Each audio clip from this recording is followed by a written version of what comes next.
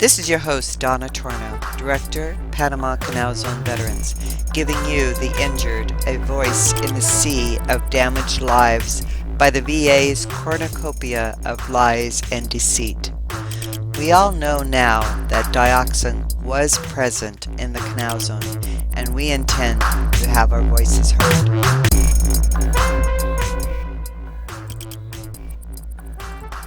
Our voice today is Robert Monteith.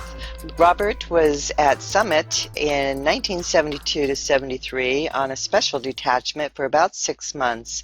He is a Seabee, was down there cleaning jungle, building roads, was right in the midst of the jungle, and actually had an experience of actually being sprayed by a bobtail tank truck as it went by. Welcome, Robert. Well, thank you, Donna. Hey, I appreciate the opportunity to tell my story. Like I told you earlier, I've taken a few notes and really to keep from rambling, you might say, because we all have our other stories, but I'll try to stay with the story about the herbicides at the location I serve. Wonderful. Now, when were you down there, Robert? Well, I was, of course, a Navy Seabee out of Port Hueneme, California. I was with the 31st Regiment Mobile Construction Battalion 4 with Charlie Company. And as a battalion, we deployed to Camp Conscript in Puerto Rico, and that was in September of 1972. We were there 3 months. In Puerto Rico, and I, among about 30 or 40 other guys, was assigned to the Panama detachment. So we arrived at Summit near the end of December. We were there about 6 months. It was we called it the Summit Naval Communication Station. Some people call it the Summit Transmitter Site. But our job was to clear jungle, and there was a few roads built to locations that we were going to put up antennas, and there were different kinds of antennas that we were going to put in place. We put up what they call conical monopoles and inverted cones, and a 110-foot tower. And wow. We buried lots of cable in the jungle. In that ground that we cleared and sprayed. Yeah. So your group did the spraying? Yes. Yeah. Our guys, we had, of course, three men to the truck, the driver, and 2 that sprayed off of a platform of a tank. And what it was like a deuce and a half, except instead of the bed, it was a tank that was fitted onto the deuce and a half. Probably held about 500 gallons of liquid is my guess. I don't know for sure. I saw those trucks down there. Yes, I know what you're talking about. Yeah. It had its own pump, and it had sprayers on each side, and they, sprayed into the jungle on both sides, whether it was a road or whether it was moving into areas that had already been cleaned or cleared of jungle and had regrown. Mm-hmm. And the vegetation does grow back after a few weeks, or tries to. So they would spray it repeat, right? Right. Sometimes the bobtail truck would follow the dozer, and they'd be spraying on each side.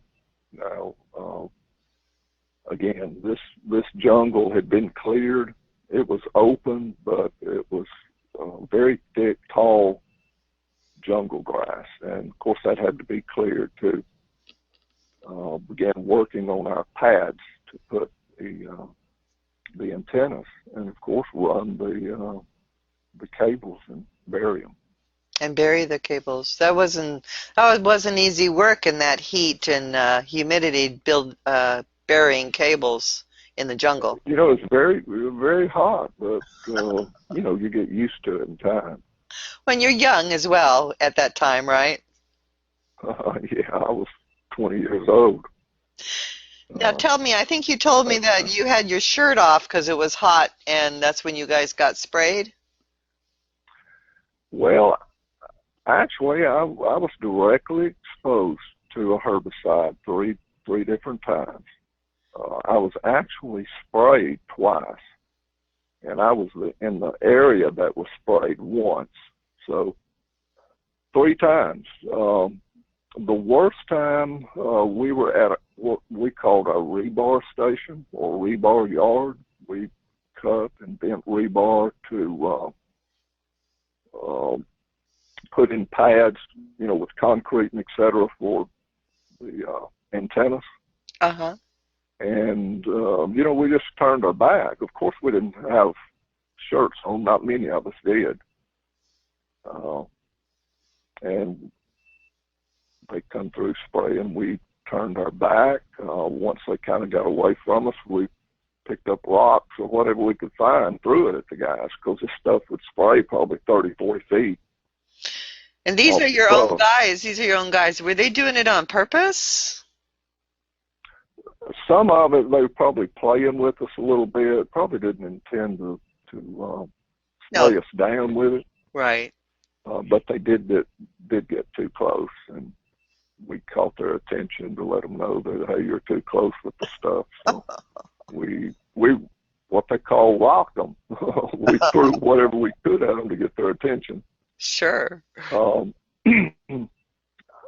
me point out that this truck wasn't a Seabee truck or a piece of equipment in our inventory. This was an Army truck, believe it or not. It was stenciled Army on the truck. And the reason I know that is someone from our detachment stenciled the Seabee emblem over Army on the side of the truck. This came from an Army base, and it came to us field with the herbicide that was sprayed by our guys. There was no Army out there actively involved in it. They just evidently loaned the equipment, including the chemical. To you, all loaded up. Yeah. How often would that truck come all loaded up for you guys to use for the spraying? I I have no idea. I don't know if it was filled up 2 times, 3 times. I have no idea. I'm guessing the truck probably held about 500 gallons, maybe a little more. It was a big tank, but it was a bobtail truck.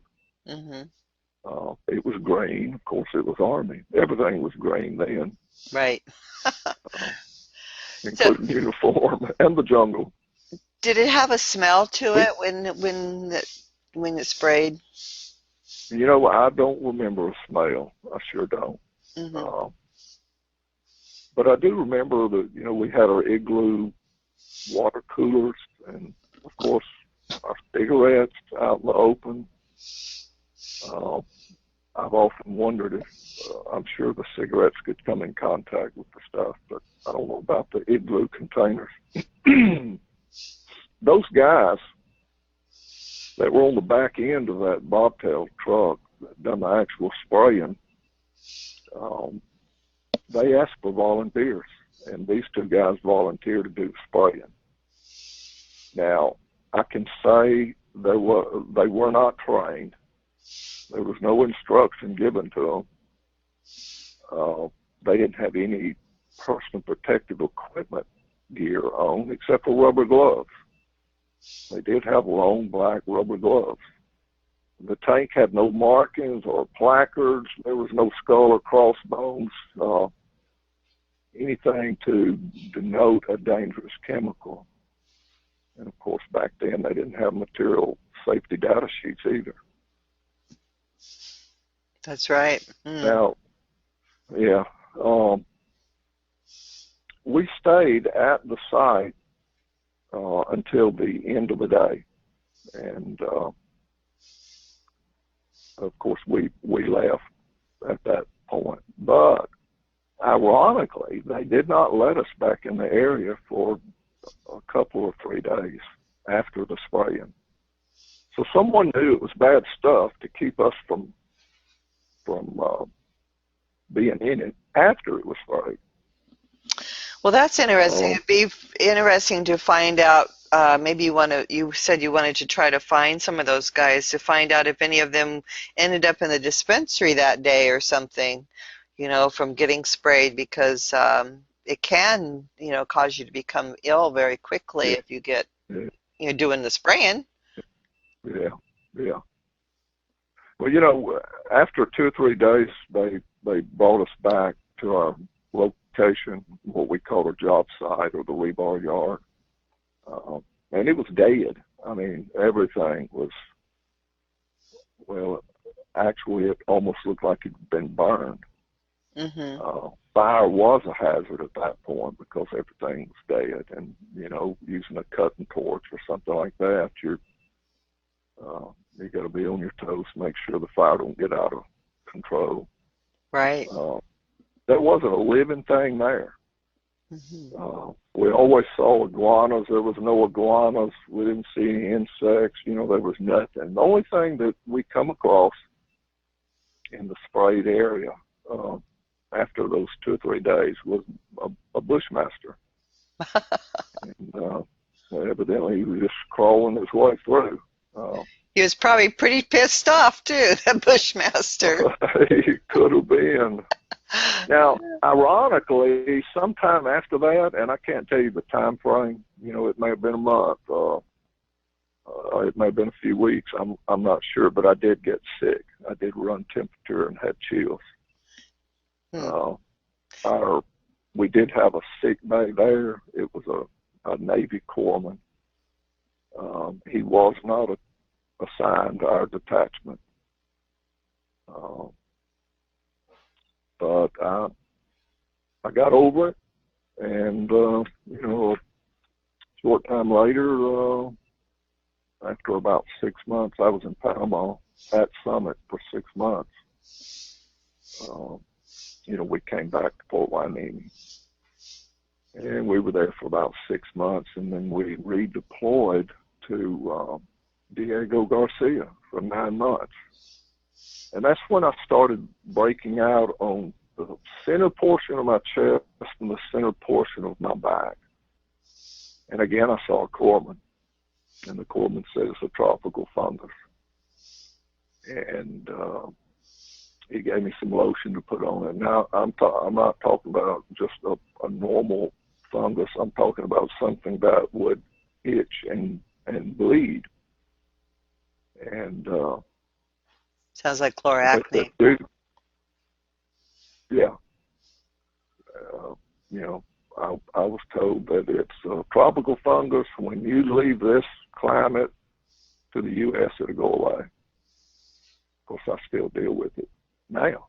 Of course, not as bad, but I do have breakouts. Same place, really. Really? Center portion of my chest, center portion of my back. And how long has it been? 50 years? Let's say December 1972. That's 45 years. 45 years. And still dealing with it. I've been gone from there for 44 years. Many people are dealing with the same type of skin conditions out there. And have you submitted a claim to the VA, Robert? I have not. I haven't. I was told after I got out of the service that what I needed to do was go to the VA with the skin condition, and I didn't. I went to a family physician. That's okay. And he treated me. He treated me for fungus, and I took the medication to treat fungus for probably 2 months. But I never pursued uh, the VA with it. Now, ironically, at age 53, I had open heart surgery. Went in to have open heart surgery for a mitral valve replacement, and they got in there and decided they could do a repair. So I had that done at age 53. I've got heart valve disease. I have atrial fibrillation. In other words, I have an irregular heartbeat. Right. It Well, kind of, excuse me, it kind of comes and goes. well, if you want to start a claim, you can call me and I can help you with the beginning of your claim, because heart disease is certainly a presumptive disease with Agent Orange, so is the chloracne, and it's sure worth a try. I mean, I wouldn't let let them get away with this. Well, you know, you sent me some forms, and I've run copies of them, and it looks to me like the doctor has to fill it out. So that's my plan. Cool. Now, the flip side of this thing is that at age 59, I was diagnosed with prostate cancer. Oh my goodness. It was an intermediate risk of prostate cancer. My Gleason score was 3+3. They wouldn't do surgery, meaning the urologist wouldn't do surgery because of my heart condition and the irregular heartbeat. And, well, evidently it's to have your prostate removed is pretty traumatic to your body. I imagine. I don't know if it's as traumatic as open heart surgery, but I hear it's bad. So I chose radiation. Mm-hmm. So I went to Carti in Little Rock, Arkansas, and I stayed there 9 weeks. I had 43 radiation treatments. My goodness. For the prostate cancer. I do have side effects, and I'm 65 years old this month. 2009, I had 2 bleeding ulcers. I like to die from it. In 2015, I had lesions and cysts removed. And 2015, I had 3 colonoscopies. And the reason I had 3 colonoscopies is I had precancerous polyps. They'd remove them. 3 months later, go back in and check. They'd grown back as much as a centimeter. So they'd remove them again. I finally got an appointment after 6 months with the VA in Little Rock. And the VA done the last colonoscopy December 31st of 2015. They tell me they got it. They were precancerous. Come back in 3 years. Yay! Now, yeah. The surgeon that I had used, non-VA, for the first 2 colonoscopies, he's the one that is urging me to have 8 inches of my colon removed to prevent sure enough cancer. So that's something I'm playing with now. You know, I am on Medicare now, and again, that's something that I'll revisit here soon, very soon.